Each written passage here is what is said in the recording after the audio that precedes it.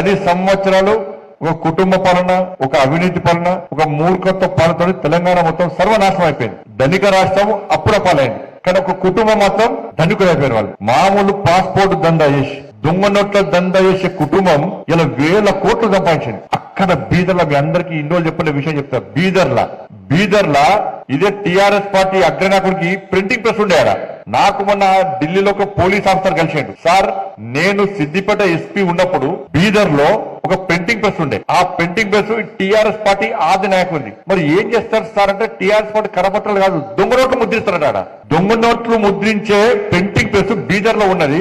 నేను ఆ printing press seize చేద్దామని పోయాను. పోయేసరికి రాష్ట్రంలో నుండి ఒక ముఖ్య నాయకుడు నాకు ఫోన్ చేసి, మీకు డ్యూటీ అక్కడ లేదు, మీరు అటు పోకండి అని చెప్పి నన్ను ఆదేశిస్తే నేను పోలేకపోయినా. అంటే దొంగ నోట్ల దంద కూడా చేసారు వీళ్ళు. ఎన్నికలప్పుడు, ఉద్యమం అప్పుడు, ఎన్నికలప్పుడు బీఆర్ఎస్ టిఆర్ఎస్ పంచింది అన్ని కూడా దొంగ నోట్లే. మరి ఆ నోట్లు అప్పుడు ఎట్లా వెళ్ళి, అప్పుడు దొంగ నోట్లు మనకు తెలియదు, కొత్త వాళ్ళకు పాత, వాళ్ళ ఎక్స్పర్ట్స్. మనం అంత ఖర్చు పెట్టిన తీసుకున్నా కానీ పంచిన అన్ని దొంగ నోట్లే.